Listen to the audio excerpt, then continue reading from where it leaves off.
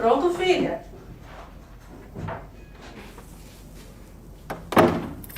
Tchau, Tu, tchau, Pan. E você tá? Hoje você tá com a sua marca, né? É. Liso. Carrega o celular. Depois eu vou pegar mesmo no ônibus, tá bom? Deixa eu ver isso aí. Nossa, já fez um quarto. Mal consegui limpar, nossa. Pois é. Nossa, eu ainda acho que a gente... Tchau. Até mais. Tchau. Depois você me liga, tá? Tá. Bom trabalho. Obrigada. Eu moro aqui no Jardim Helena, nasci aqui também e agora são 10 para 6 da manhã. Eu acabei de deixar minha filha na casa da minha mãe e tô indo trabalhar. Pretendo chegar às 9 horas no trabalho.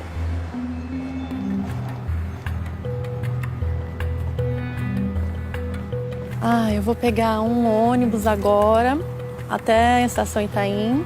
Depois eu vou pegar o trem até a estação Tatuapé. No Tatuapé eu vou pegar o outro trem até a Luz. Na Luz eu vou pegar a linha amarela até a estação Pinheiros. Em Pinheiros eu vou pegar o trem até chegar na estação Santo Amaro. E na estação Santo Amaro eu pego a linha Lilás até Giovanni Gronk. Quando eu chego lá na Giovanni, aí eu pego um ônibus, aí é só um ponto do meu trabalho. Mas não dá pra ir a pé porque é perigoso. Já fui assaltada já uma vez.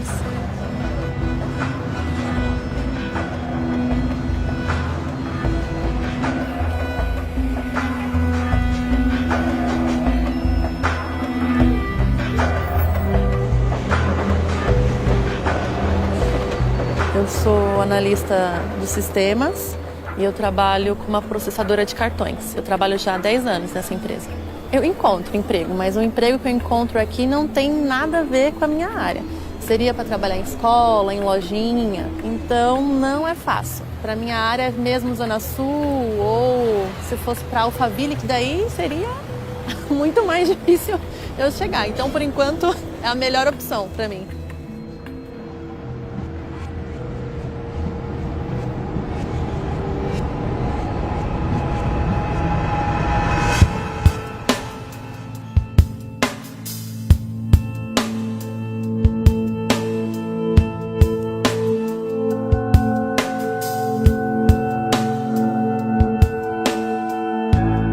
A cidade de São Paulo é tão desigual que a taxa de mortalidade infantil em um bairro pobre chega a ser 20 vezes maior do que a registrada nas regiões centrais da cidade. Desigualdade social. Quem mora na periferia de São Paulo morre até 23 anos mais cedo do que os que vivem em áreas mais centrais da cidade. Enquanto a média de vida em Moema é de 80 anos, em cidade de Tiradentes a idade cai para 57 anos. Os 23 anos a menos de vida em áreas periféricas deixam essas regiões com uma expectativa de vida menor do que em países pobres, a exemplo do Congo, na África. O luxo e as oportunidades que moram do outro lado da cidade deixam esses paulistanos no páreo com a expectativa de vida de um país como a Áustria, por exemplo. Moradores de bairros mais distantes do centro esperam em média 75 dias para passar por uma consulta com um clínico geral na rede pública de saúde. É como se a gente morasse numa cidade com várias cidades dentro dela. Que onde o serviço público mais é necessário, com qualidade, é onde ele mais está ausente, não só em São Paulo, né?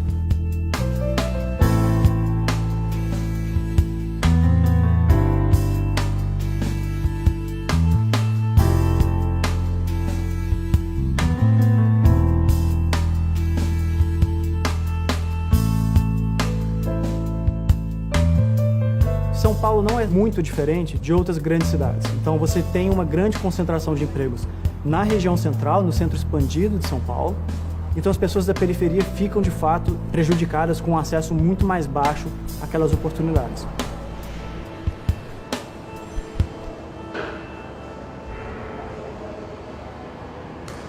As pessoas deveriam trabalhar, morar, ter o lazer, a educação na mesma região em que estão situadas. Me agride muito escutar relatos de uma pessoa que passa mais de 2 horas para ir ao trabalho, mais de 2 horas para voltar ao trabalho. Diante dessa situação, como fazer com que a cidade tenha um desenvolvimento sustentável?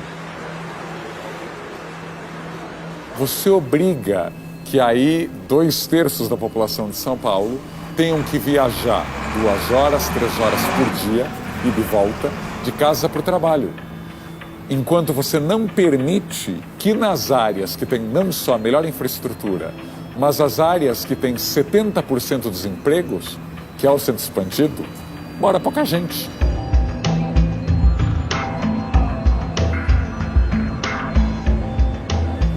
Nós não juntamos na cidade aleatoriamente, nós nos juntamos por uma dimensão humana de fazer a cidade ser para todos.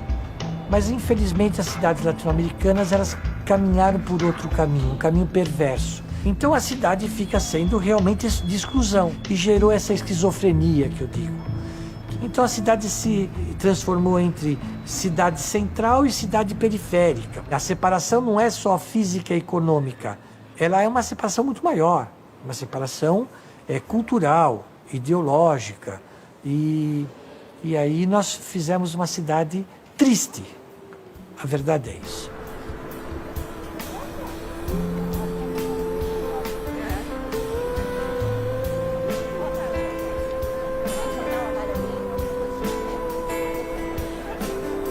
Nossa, eu tô desempregada já tem uns 3 anos e pouquinho, mais ou menos. Primeira coisa que eles perguntam é onde eu moro. Fica fácil para você chegar até aqui? E aí que vem o problema, né? Eu tenho que falar, eu moro no extremo sul, então para eu poder chegar até aqui o centro, eu pego 3 condições. Então fica bem difícil por conta disso. Falar no nome Jardim Ângela é muito complicado. Às vezes eu tenho que falar, eu moro em Santo Amaro, que aí fica um pouquinho mais fácil.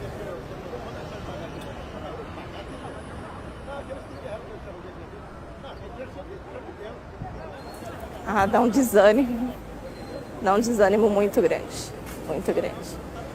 São várias entrevistas, vários currículos, muito não, né? Mas a gente não pode desistir, né?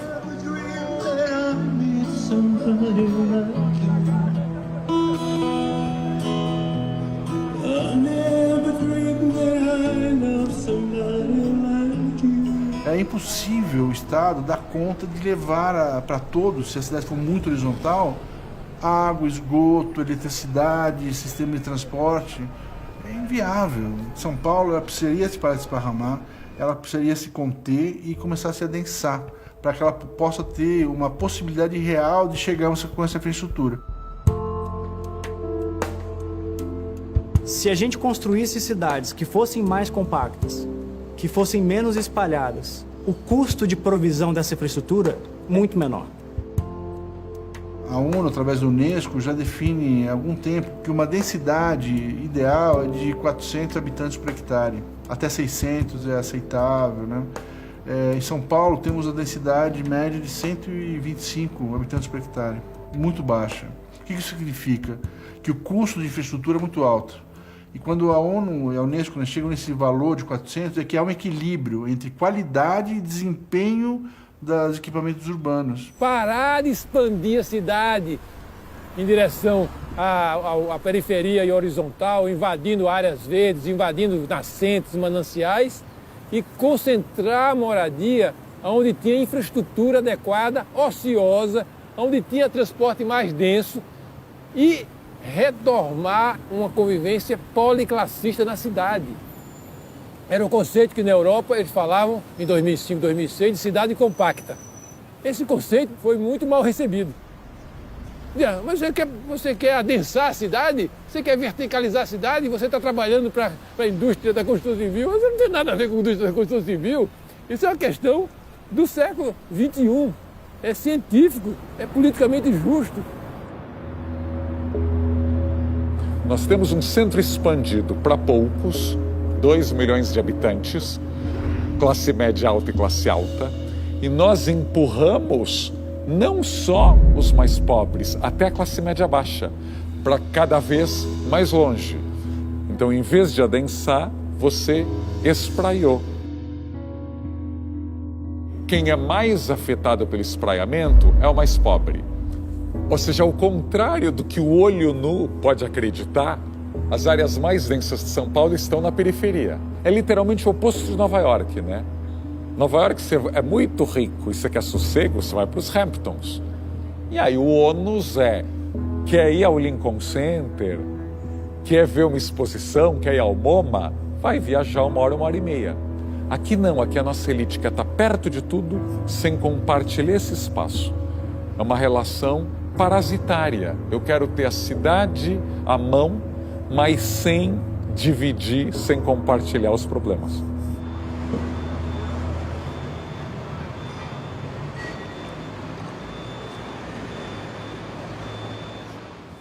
Esse aqui ele já vem com o piso nivelado.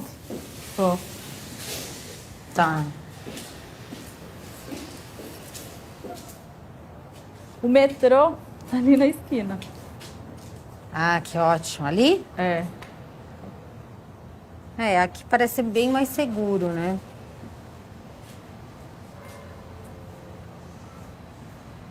Quanto que dá a conta? Faz a conta pra mim. 113 a 12.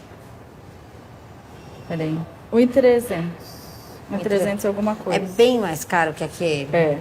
E é um pouco só maior, né? Pra você ver a diferença da região, né? Que interfere. São projetos que têm a mesma construção, mesmo estilo. O que muda vai ser a localização. Aqui é bem mais valorizado, então o metro quadrado é quase o dobro de lá. E a gente está a 10 minutos de carro de um projeto do outro. Dá quase para comprar 2 apartamentos. É, pra você ver. E não é tão distante, né? 10 minutos. 10 minutos. Eu prefiro com certeza esse, porque ele é maior, ele é mais bonito. E a localização também, né? Porque aqui já se expandiu, já evoluiu o comércio, porém não está dentro do que eu posso pagar. A construção de um apartamento, vamos supor, de 60 metros quadrados, aqui no Itaim ou em Sapopemba, né, custa exatamente igual. O que difere é a cota do terreno. Na medida em que nós rebaixamos o potencial de construção aqui na região central, a cota de terreno, evidentemente, ficou muito cara, né? Essas pessoas têm que morar fora. Então, como é que nós vamos fazer para reverter isso, baixar, tornar a habitação mais acessível? Porque isso interessa a toda a sociedade, interessa ao setor.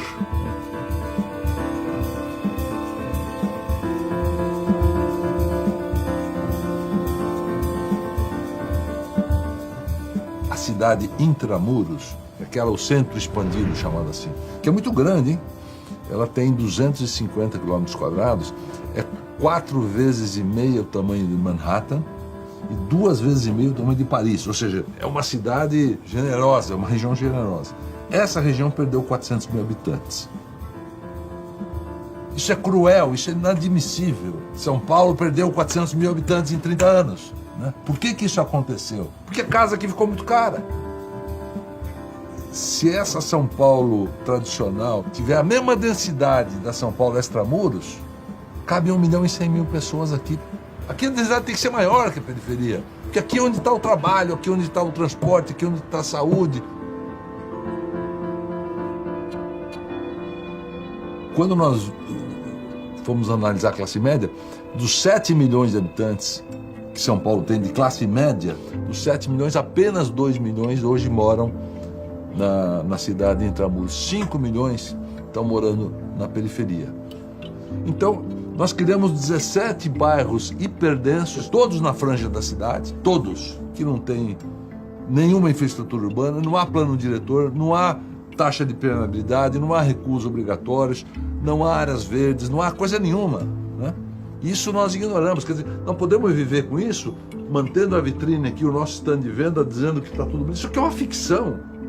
A São Paulo Intramuros é uma ficção. Isso só vive em 22% da cidade aqui. 78% moram nessa periferia, sem a mínima condição. Então, qual é a nossa razão ética e moral de preservar isso à custa da desgraça da população que está morando na periferia?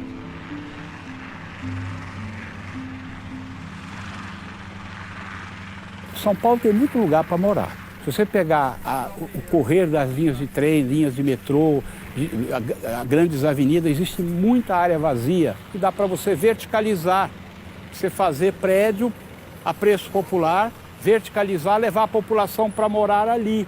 é porque não tem projeto de governo. O governo não funciona na área de habitação. A política pública de habitação é muito abandonada, então obriga as pessoas a vir morar nessa região longínqua, além de tudo, destruindo as matas e, além de tudo, obstruindo as nascentes de água que abastecem a região toda. Por aqui, né? Eu acho que é essa aqui, ó. Tá aqui, ó. Olha lá, ó. Olha lá, ó. Aqui, ó. Esse terrenão aqui, ó. Tá vendo? Olha o tamanho das casas. Olha só, vai até a represa, ó. Não é povo pobre, é gente que tem um pouco de dinheiro, olha. É um crime ambiental gravíssimo isso aqui.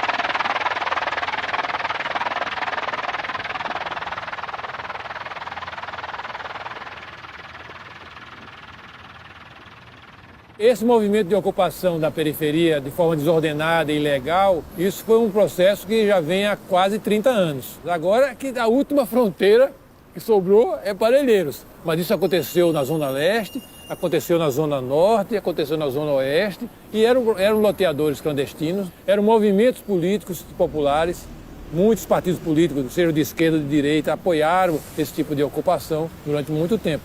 Agora, essa última fronteira lá, e com o crescimento da economia do crime no mundo e no Brasil, baseado no tráfico de drogas, que eles têm um monopólio, né? Então, a economia do crime começou a concorrer com os políticos e com os movimentos populares que faziam esse tipo de ocupação por falta de uma política correta de habitação para o povo.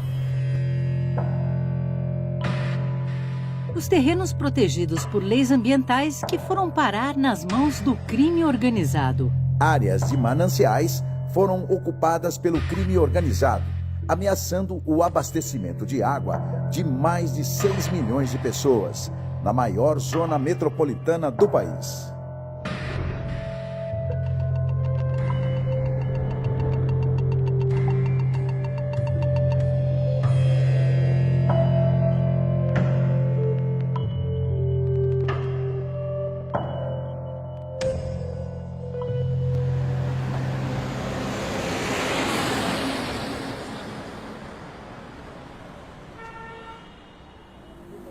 Nós estamos aqui em Parelheiros, no simbólico, no famoso Sítio Irma.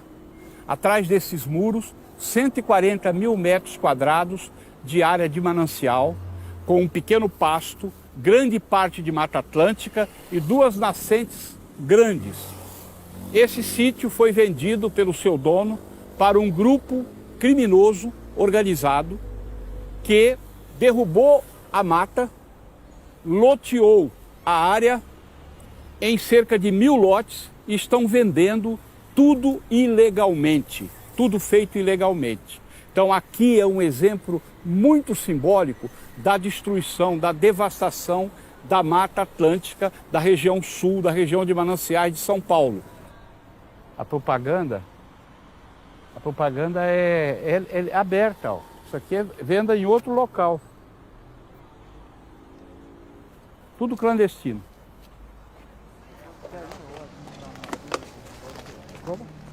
Vocês vão vendo que a mata foi derrubada, também colocaram fogo. É o mesmo grupo que está fazendo isso praticamente na região inteira, é um grupo só. E aí, a venda dos lotes aqui, se venderem todos os lotes, eles devem arrecadar aqui em torno de 27 milhões de reais do loteamento criminoso, clandestino, ilegal, feito por uma quadrilha do crime organizado que comprou essa área de um antigo proprietário e que está devastando, olha. E o poder público inerte, o poder público não consegue impedir, porque a polícia vem, eles fogem, depois voltam, quer dizer, não tem governo, não tem prefeitura, não tem estado, a mata está indo para o chão. Eu já tive ameaça de morte, já foram 10 ameaças de morte. Eu não tenho medo, tanto é que eu estou aqui, certo? Eu tenho cuidados. Na verdade, o crime organizado é uma empresa em busca de lucro e de bons negócios. Não é? Houve uma omissão do Estado histórica. O Estado esquece da periferia, esquece de determinados locais E ali acabam sendo ocupadas grandes áreas e loteadas ilegalmente. Então é um bom negócio.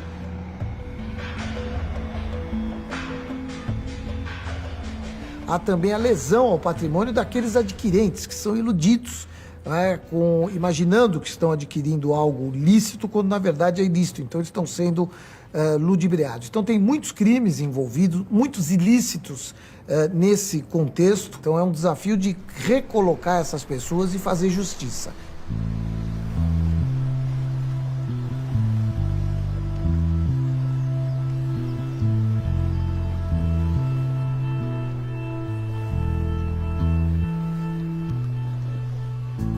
Antes da necessidade social de morar, tem a necessidade social de viver.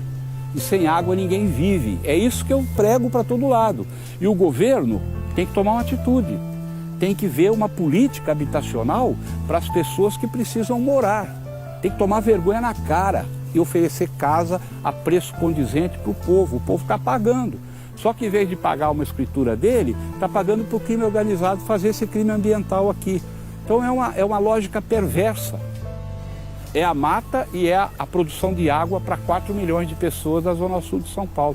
Não posso ficar quieto. É isso.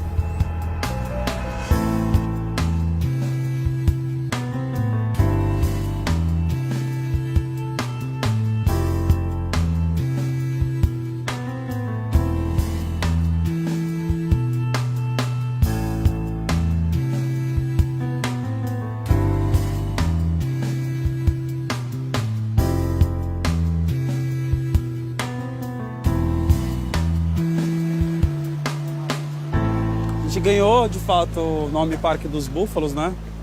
Mas só tem uma placa e não tem um parque ainda. Queríamos um parque de 1 milhão de metros quadrados. Eles construíram na metade do parque e nos entregaram 550 mil metros, ainda não implantado de parque.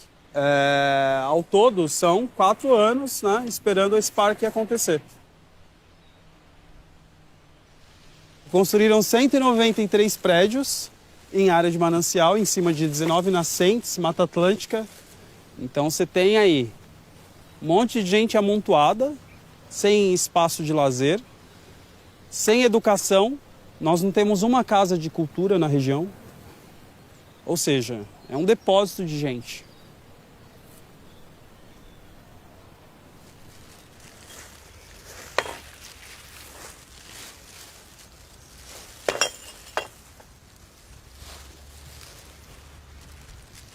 Hoje, a população, ele vai crescendo, aí tem que ir expandindo. Aí não tem outra opção a não invadir a área verde. Não é o certo, mas você não tem outra opção. A própria prefeitura, ela vai empurrando a pessoa, devagarzinho, devagarzinho, a pessoa não está percebendo. Quando vê, a pessoa está tudo dentro da represa. Se não for nós aqui, tipo, o parque já teria acabado, na verdade. Então a gente vem para limpar, para plantar, para fazer festival de música e cultura. Desde quando começou a pandemia, foram 46 queimadas. É a gente que apaga. O que é periferia, é o fundão da cidade, né? Não importa a opinião. Parque, árvore vota. A árvore não vota.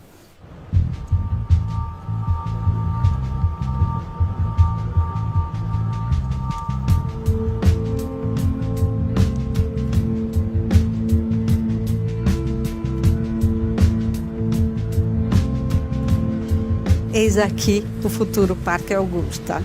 Isto tomou a redondeza aqui e acabou virando uma causa de conhecimento internacional. Uma grande ideia, grandes informações, documento, atitude e a população no entorno unida. Resolvemos, tá aqui, Parque Augusta para sempre. Ninguém nos tira mais. Ele terá um uso muito mais democrático do que você ter um condomínio onde você paga custo altíssimo para ter uma areazinha verde. Isso é coletividade, isso é pensar no todo. Parque Augusta está numa região importante da cidade, né? Ele está na Rua Augusta, as maiores ruas mais badaladas de São Paulo. É cercado de formadores de opinião pública, né? Você tem os intelectuais da USP lá. Muita gente de poder aquisitivo que de fato forma a opinião.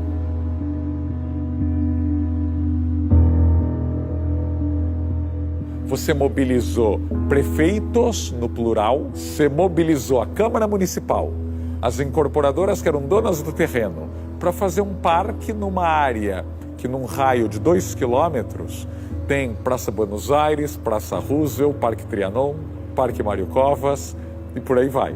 Não é exatamente uma área carente da cidade. No Campo Limpo, em Itaquera, não há essa mobilização dos poderes, né? E Parque dos Búfalos, Parque Paraisópolis, Heliópolis. Agora, esse tipo de distribuição de impostos às avessas é muito comum na cidade, né?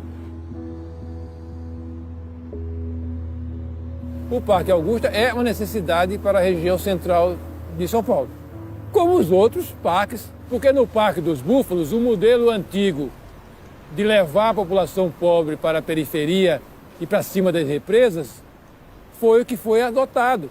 Acharam que a prioridade era construir prédios para a população trabalhadora.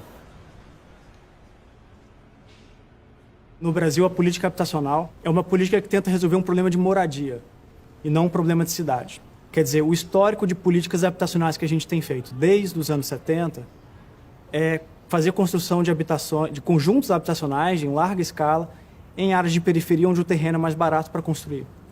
E com isso a gente resolve o problema de moradia daquela pessoa, da habitação onde ela vai morar, mas a gente gera outros problemas de segregação e de baixo acesso a determinados serviços sociais. Essas consequências negativas já são conhecidas há muitas décadas por pesquisadores e até por gestores de políticas públicas.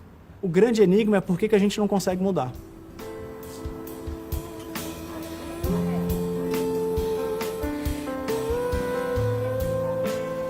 A habitação é o maior ativo existente no planeta Terra. Aquele ativo ele está circulando na economia e gerando riquezas. Enquanto que em países pobres, como é o Peru, como é o Brasil, como são outros países, a habitação normalmente ela é irregular, não tem título, não tem capacidade de financiamento. Ele é um ativo morto que não funciona na economia. Então isso prende o país no subdesenvolvimento, porque ele não tem eficiência de capital.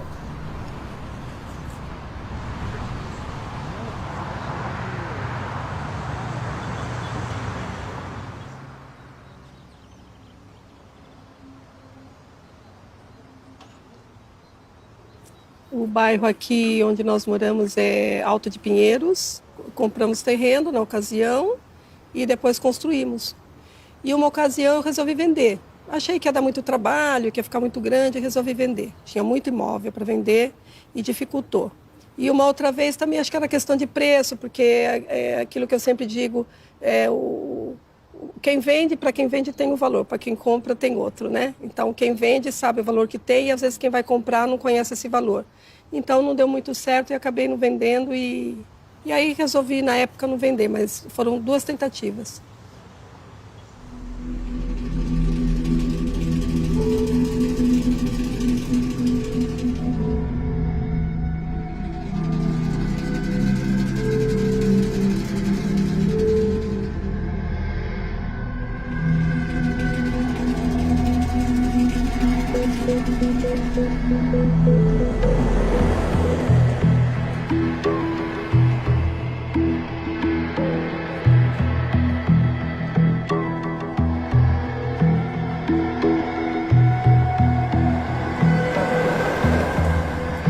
Eu não acho que defender bairros privilegiados é virar as costas para o resto da cidade.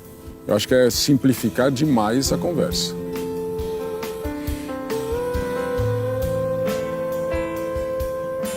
Eu acho injusto se preservar as áreas eminentemente residenciais de São Paulo a custo de mandar a população para a periferia. Acho que a cidade de São Paulo tinha que deixar o adensamento prosseguir com as regras colocadas pela Câmara Municipal em conjunto com a Prefeitura. Porque, do contrário, a cidade vai adensar do mesmo jeito. Só que adensa de forma desordenada. Então, assim, não tem como evitar. Pelas leis dos últimos 60 anos, o Copan não existiria. O Itália não seria aprovado, nem o Conjunto Nacional, os prédios socialmente mais responsáveis da cidade. O Pacaembu são 4.000 privilegiados numa área onde caberiam 60 Copans. Ou seja, o Copan tem a mesma população do Pacaembu inteiro. Tem algo errado, né?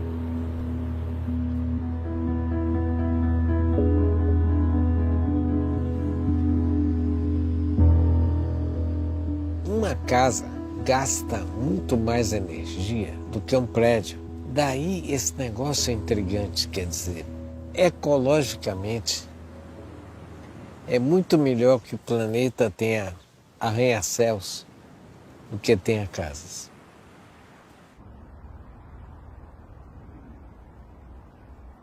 Então a gente, em tese, se tivesse uma cidade mais compacta e mais vertical, a gente não teria ocupado os nossos mananciais. Mas não me parece que esse é o caminho que a legislação produzida para as cidades tem oferecido. Me parece que a gente pode estar reconfinando a pobreza a só subir um patamar. Você sai da favela para entrar numa unidade que foi construída só para o favelado. Eu acho que a gente pode muito mais do que isso. A gente pode produzir favela como produzimos, ou a gente pode quebrar esse ciclo e dizer o seguinte: a gente vai produzir cidade, que comporta todo mundo.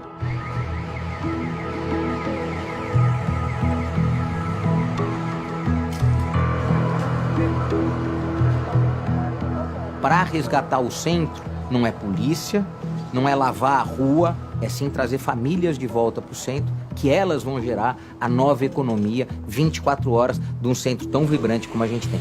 A gente esvaziou e passamos a tratar como Cracolândia a região mais dotada de infraestrutura, e a periferia passou a ser superlotada e sem nenhuma infraestrutura.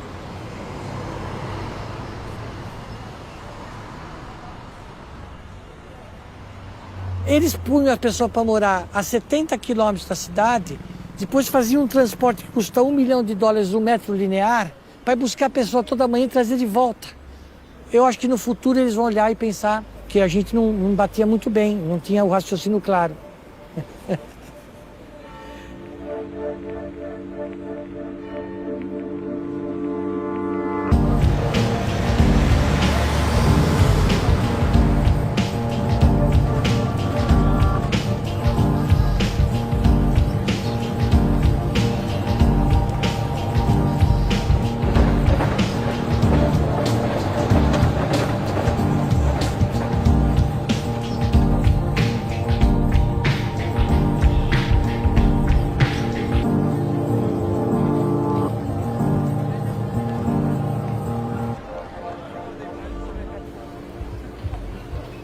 Eu ando rápido por 2 motivos. Primeiro, porque eu não posso perder. Não posso perder o ônibus, porque se eu perco o ônibus, eu perco o trem, aí o trem vai estar lotado 1 minuto mais tarde, estando lotado, depois o outro trem vai estar mais lotado ainda. Então, se eu perco um ônibus, tudo atrasa. E também ando mais rápido, principalmente na volta, porque eu tenho medo, né? E aí, quanto mais rápido eu andar, mais cedo eu chego em casa, mais cedo eu pego a minha filha, mais cedo eu vou dormir e acordo mais cedo. E assim é a rotina.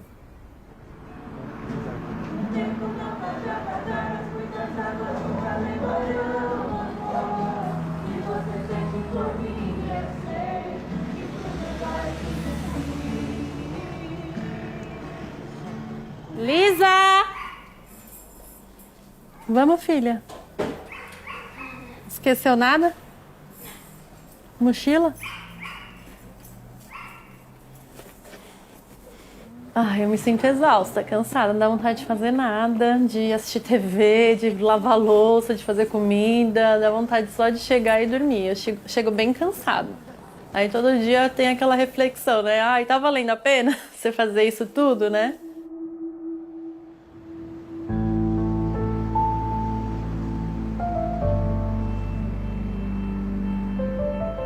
Uma cidade só é boa se ela for boa para as pessoas. Shakespeare pergunta no Coriolanus: o que é uma cidade a não ser as pessoas?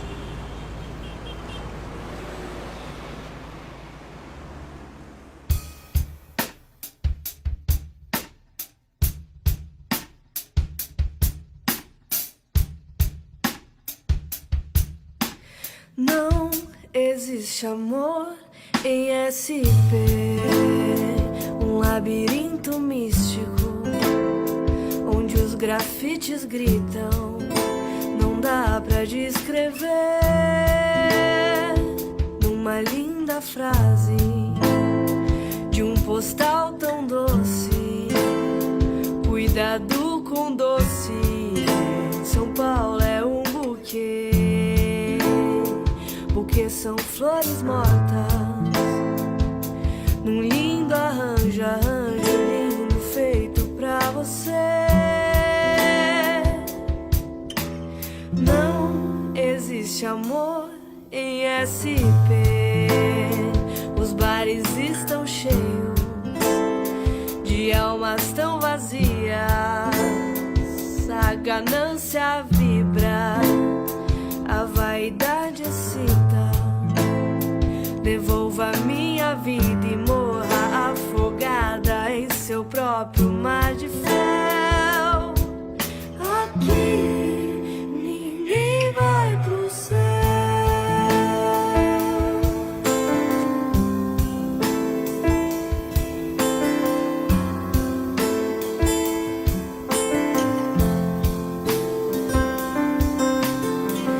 Não precisa morrer pra ver Deus, não precisa sofrer pra saber o que é melhor pra você.